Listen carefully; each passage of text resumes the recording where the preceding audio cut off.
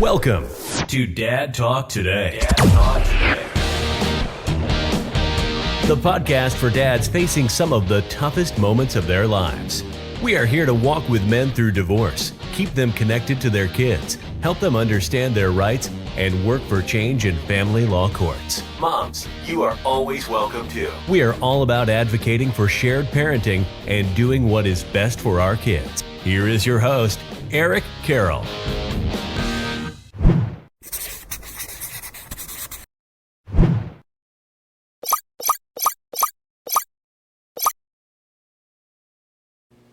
Hey everybody, welcome to Dad Talk. Today we are in Rochester, New York with actor Tom Malloy. Tom, it is so good to meet you. Tell everybody a little bit about yourself and what you do. I've been an actor, writer, producer for years. In May, I'm shooting my 17th film. It's produced. And so I've raised over $25 million for financing movies. I've written 30 plus screenplays, option sold or made into movies, 24 of those screenplays, and I've starred in a bunch of movies. So kind of an encyclopedia on filmmaking. I wrote the book Bankroll, which was the best-selling book on film financing. And so, I've been kind of lucky there. So. That's awesome, man. Now, I know you are no stranger to what goes on inside a family court. And this kind of, was connected with your career, and you had to make some changes for that. Tell us a little bit about that. So I was born in the East Coast in New Jersey, and then I had moved to Los Angeles because it was the movie business. And so I was out there, and we had a house in Sherman Oaks and the Hills, and look, for whatever reason, the marriage was starting to crumble, right? And so made the mistake that some dads do of trying to just live in the same house, and be separated but living in the same house. And it's funny. Right when it was kind of going down, I said to her, look, the romantic ship has sailed, right? So, but we need to take care of the kids. Let's focus on that and do like one of these online divorces. You tell me, we can even bring in a brother-in-law, sister, to come in and say, here's what I want, here's what you want, and just arbitrate it like that. And I begged her not to blow it up, and then she did. But she hired the most expensive law firm in Beverly Hills. It's a notorious law firm that is all females, many of them lesbians. And so I did find that kind of funny if, in family court, here's somebody that literally hates me and that's questioning me on the stand.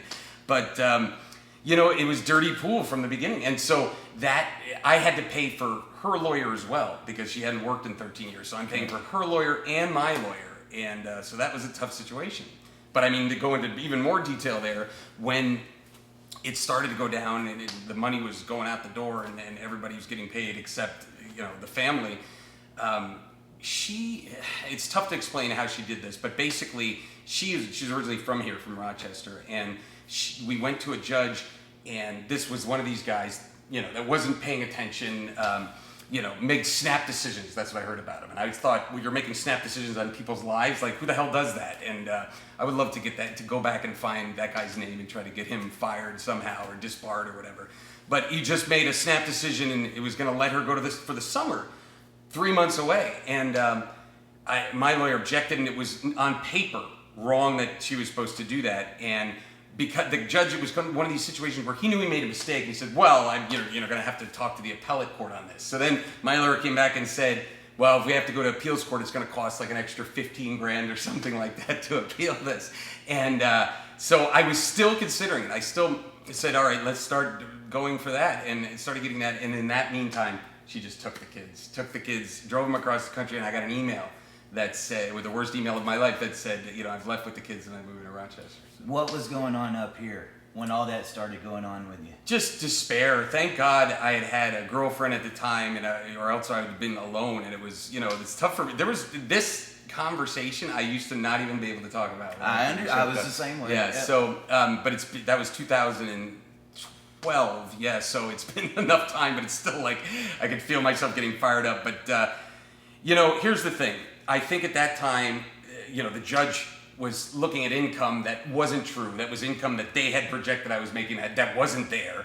And so the support was like this big. But because she did that, I thought maybe I should strategize. And what I did is I changed it up, and January of 2013 just drove there. Like at that point, I was literally commuting in LA. I had lost the house, and I'm living in an apartment, and every other Thursday to Tuesday I would fly.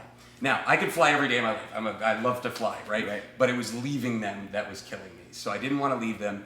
So I came here, just drove here, and my friend Greg, who sadly passed away last year, had hooked me up with a place to stay and just rebuilt my life from here. But because of the moves that she made, I was able to negotiate, and the support went to like a quarter of what it would be there in LA. And the kids were with me since then, 4 days a week, every week, since January of 13. Sunday morning to Wednesday night, they're with me, and the rest they're with her. So, and funny enough, I've never even had a babysitter. now they're 16 and 14. But I realized when I'm with them, that's the days that I'm with them, and I somehow made it work. I literally would go, on average, pre-COVID, fly from Rochester to LA, which is no direct flight.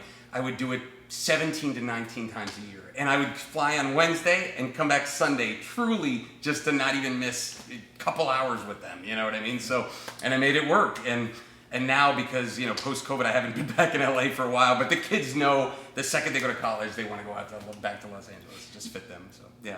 Yeah, I'm curious, when you found yourself going through this, was you knowledgeable as to what goes on inside a family court before you found yourself there? No, you know, and I've given advice to some friends afterwards that, you know, you file first, like that gives you an advantage. But what I also found out is that, you know, family court is very anti-male. You know, it's they're stuck in the 1950s where the man works and, you know, they're not emotional with the kids, and the woman is the one that the kids really need. And, you know, I have so many dad friends that are like the great dads, you know what I mean? That's always listening to the kids. Many people have told me I should write a book on parenting, because I'm like super dad. I'm not trying to toot my own horn, but I truly like take it like a job, right? Which I'll get to in 1 second about the job. But bottom line is, like, I'll read stuff. So I'm working during the weekend, and I'll just stop and I'll read a thing on parenting or things like that, or how to talk to a teenage daughter and things like this, just to kind of, I look to just try to get better at what I'm doing as a dad. And I implement certain things like every Friday, I think it's 6 o'clock, it pops up, inspiration for the kids, and I'll text them some kind of online quote that I found. And, you know, it's something about, you know, living life to the fullest, and I'll just text them, and they really love that. And so, and another thing I do is I eat dinner with them almost every night that I'm with them. There's like a fast food sometimes have to do when there's practices and things like that. But I try to always, you know, either go out or sit with them, and at least 2 to 3 times a week. And so all kinds of stuff like that. But when I say it's a job, it's an interesting side note, is that when I first moved here, my ex was kind of like, well, we need to put this all behind us. And I was like, no. So that's not going to happen. Like, you know, that'd be like me killing your family and be like, hey, can we just put that behind us? Right. I said, look, here's the difference between me and you. You would get mad at me and kind of keep the kids from me. I said, we could have the worst argument, but then here, what's the Amex bill? Sure, I pay it. I never put those two things together. I said, my job as a dad, your job as a mom. I go, so do your job. I'll do my job. We don't have to be friends. I'm in the movie business. I work with people I hate all the freaking time. You know what I mean? So it's like, that's a common thing for me. So I don't need to like you. I don't need to know your personal life. Do your job. And that got through to her. And I will say, to her credit, we almost never argue. Maybe teensy little disagreements here and there, because I never brought the emotions into it. And even she would try, text, I had a hard day at work. I was like, great, what time are you picking up the kids? Like, it's just like I kept it on the focus of that. And I'll say again, to her credit, we co-parent very well. Like, we're talking all the time. Hey, did you see what so-and-so posted on social media? And it's almost like that coworker that you may not believe in their beliefs or whatever, or they're, you know, they got some thing going on, but you know that they're great at their job, like they're gonna kill their job. Like, that's the way I look at it. She's a very good mom, I'm a great dad, and we work together as a team raising the kids. Now, how long did it take after the divorce for that to finally start coming together?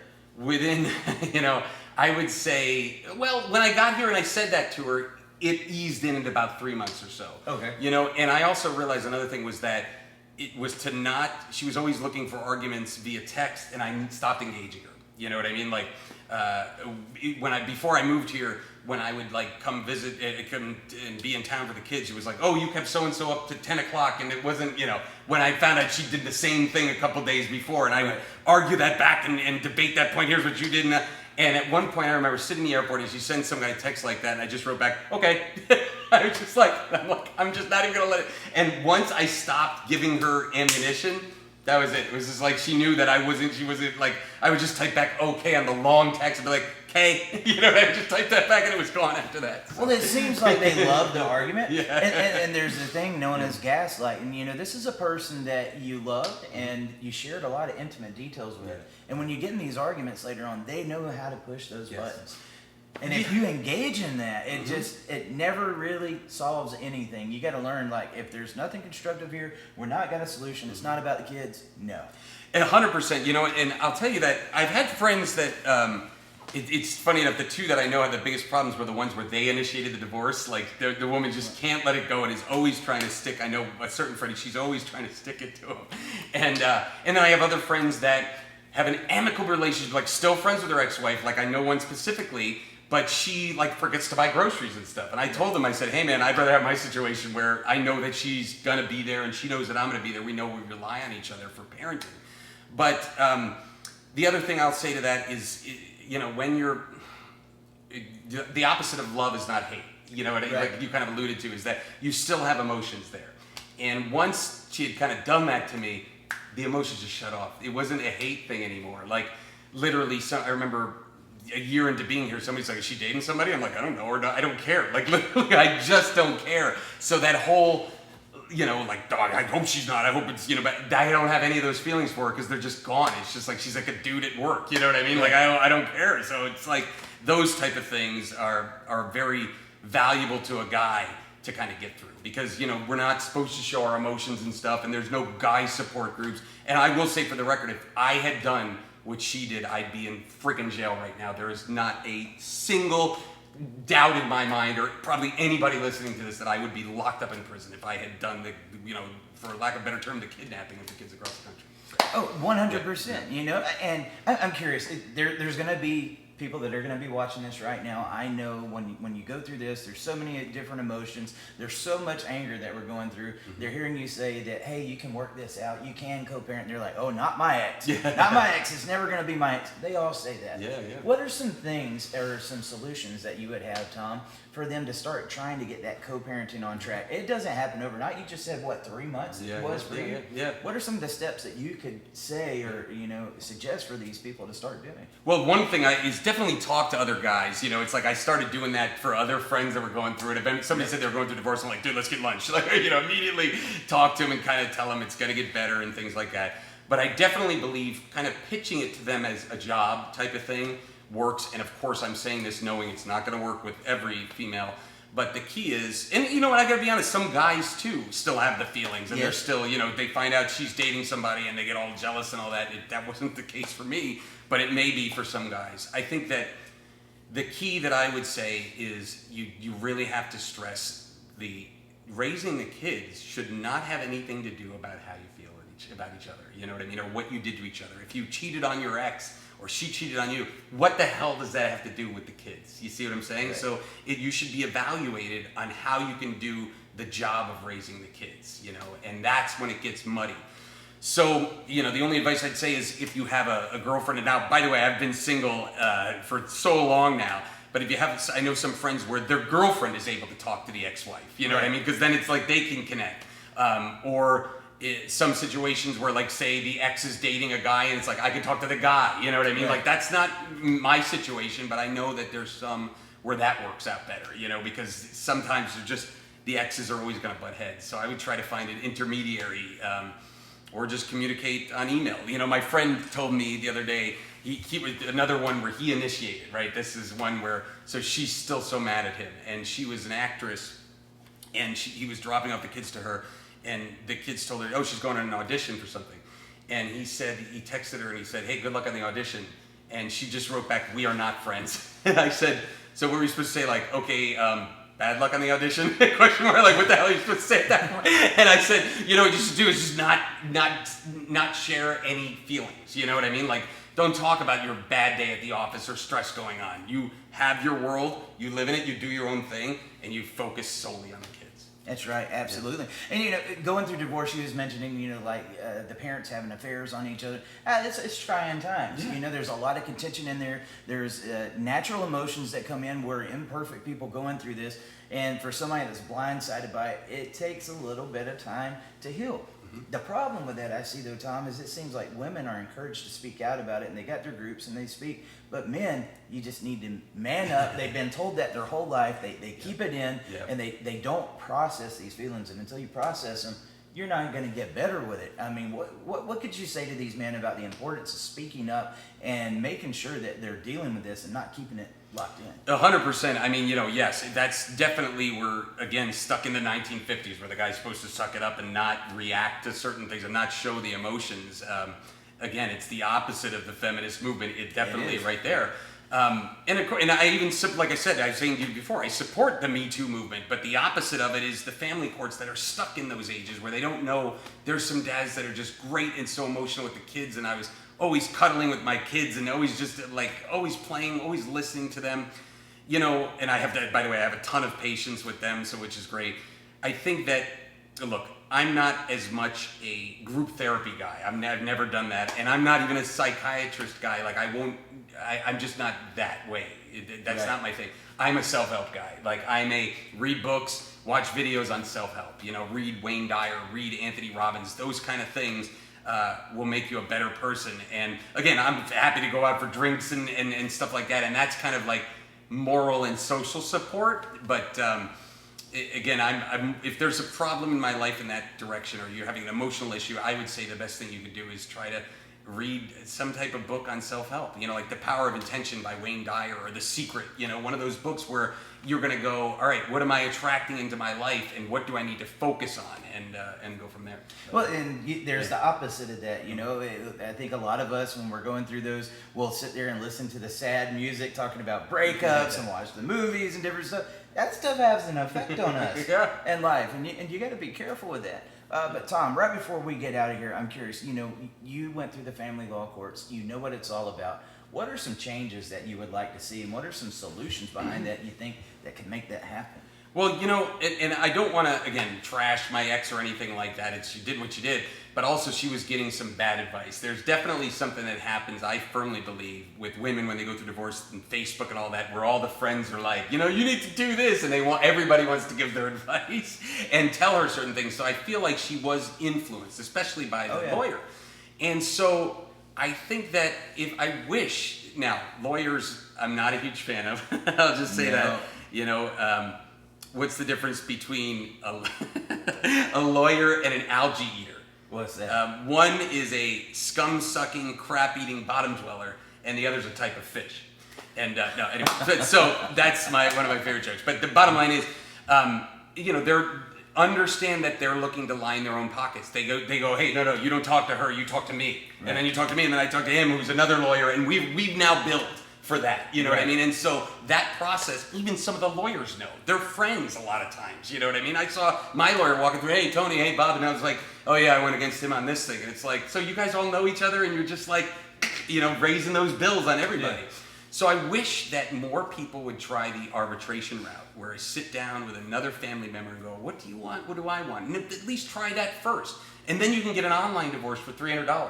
One of my favorite things that happened was, after all this, and now I'm here, and the settlement was done. It was signed, done. Apparently she had problems paying off the attorney, because then the fees went back to her at that point. I was done paying for her attorney. Can you believe she texted me, hey, do you just want to do like an online divorce? And I was like, you mean what I suggested to you before we lost thousands and tens of thousands, maybe $100,000 like on the lawyers? Like, this is what you want to do? I was like, nope, we're going to finalize this, and it's just like, so I'd say that if you could do that, if you can truly try to sit with them, and I know some people listening will go, not my crazy person, but truly try to say, and maybe you need somebody else to do it, a family member, the romantic ship has sailed. Like, we don't like each other, let's acknowledge that, but we both love the kids, and we want to be in their lives, and we want to be part of their lives. Let's try to work from there. And I wish that family courts and family attorneys would be more copacetic to the needs of today's fathers, and not think that they're, these emotional, like these lack of emotions and stuff like that. So I wish they would just start to look at things and say, parents are equal. Like, if we want to talk about equality, let's talk about equality in family court, because it ain't there. That's right. So I agree with you 100%. Yeah. Do you think that's part of the problem, though? You got two people that have just hit that snag. They're ready to, dissolve that marriage, and then we stick them straight in family court, where they're fussing over the dog, the house, who's going to get the children. I mean, there's got to be some time for that to heal before you get them in there, and that's just that. It's a tug of war. They know what's going on inside of these family law courts, and it's all for profit. The attorneys, the judges, every single one of them, it's all for profit. And I could think of so many other ways I can make money in this life than the destruction of families. Yeah, that's money I wouldn't want to touch. Yeah, but and it's you're right. And there's times where it's like, how does that judge sleep at night? You know what I mean? But I'm sure he's fine with it because he thinks he's doing the right thing. But if there wasn't kids involved, I've said this on people that have divorced, and I'm like, well, then it's just a money transaction. You know what I mean? Like, if there wasn't kids involved, I'd be like, you'd be asking me where my ex. I'm like, I don't even know if she lives in this country. I don't even know if she like that. I wouldn't even have that person in my life. But you have to understand, like, with the kids involved, there's definitely, I'll always be connected to her, at least until they're in college or something like that, or even maybe after college. Then maybe there'll be times where years go by and I don't talk to her. But so that connection will always be there, and that shouldn't be something that the courts come in and mandate certain stuff and this and that, and everybody makes money except the families. It shouldn't be that way, but who's going to change it? I would love for things like this to change it. We've been touring the country. We're definitely starting to get some awareness that we've never had before. And I think, guys, it's going to take us speaking out and doing what we're doing to get it done. And we need to get a little bit louder because, we're up against a $55 billion a year industry. And, and I'll say that there's a lot of great women out there that support us. You know what I mean? Absolutely. If you're, let's put it this way, if you're a woman watching or any of the other programs and getting angry, then you're not getting it. You know what I mean? You should be a woman that goes, these guys want to be with their kids, you know what I mean? Like, want more time with their kids. Like, you should love that. You should embrace that. The kids need both parents in their lives that give two different kind of perspectives and relationships.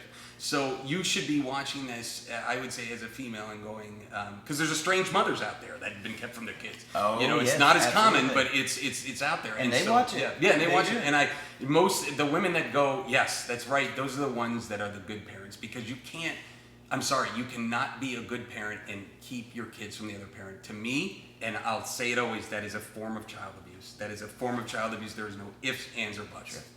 It's one of the most severe forms, and I've always said you can tell the type of person that you're talking to if they get mad that you said the word dad. Yeah, exactly. There's many times we've got it. You need to take the dad out of dad talk. I said, that's the problem. They're trying to take the dad out. We're here to put it back in. 100%. And that's where these conversations are going. But Tom, tell us a little bit right before we get out of here. So what's going on with your career now? You got any exciting things coming up? Next month, I'm directing my first movie. This will be my 17th film produced, and it's the first film I'm directing. And it's a romantic comedy with a little bit of dancing in there. A very sweet movie. I get basically a dating comedy. All the stories of bad dating. We have Brianna Evigan from the Step Up movies, Mario Cantone from Sex and the City, and it's going to be super, super fun. Yeah, so we're excited. Yeah. If everybody wanted to keep up with that and what you're doing, where can they find you? You can go to tommalloy.com or on Instagram, just Tom Malloy. And I don't really tweet, even though I'm verified on Twitter. I don't really tweet much, unfortunately, but. I would say, and then just look for anything the movie's called Ask Me to Dance, and just look for that. All right, guys, man, I appreciate it so much, Tom. It was so nice to meet you. On our way out, I'm going to let you take us out. If there's any fathers out there that's struggling right now with that communication with their ex and they feel like it's never going to happen, what can you leave them with?